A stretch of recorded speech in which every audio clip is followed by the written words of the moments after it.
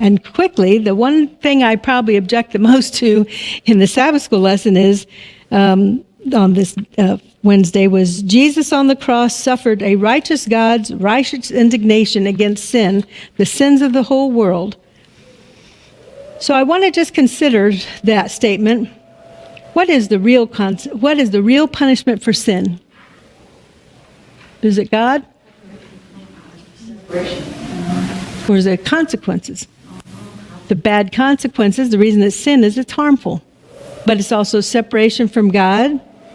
The Bible says in Romans 6:23, the wages of sin is death.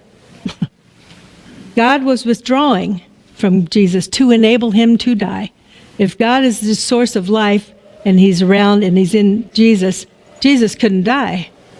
And he needed to, so that he had to push away, like he has to, from all sinners. And so Jesus was suffering that. But actually on the cross, my feeling and what I read says that he had the worst Satan could do. Satan worked through people to kill Christ. This wasn't God killing Christ. The Bible predicts that we would misinterpret this event. And yes, it has been misinterpreted repeatedly in the church. In Isaiah 53:4-6, it says, surely he took up our infirmities. He took our infirmities, carried our sorrow. I think we've covered that, a part of his mission. Yet, we considered him stricken by God, smitten and afflicted. We considered that.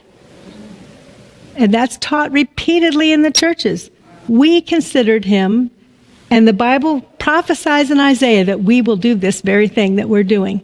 We considered him stricken by God, smitten and affected by him and afflicted. But the next thing says, he was pierced for our transgressions. He was crushed for our iniquities. The punishment that brought us peace was on him. And by his wounds we are healed. We all like sheep have gone astray, and each has turned to his own way. And the Lord has laid on him the iniquity, or I would say the sin condition of us all. So I wanted to make sure I covered that, because I just think that we look at the crucifixion, and as Satan can turn us to think of God as inflicting this on his son, he's won. We need to think that Satan is doing his worst to God, and God is letting him. And to do that, he had to withdraw from Jesus. And Jesus had to face this all by himself. So what about our mission?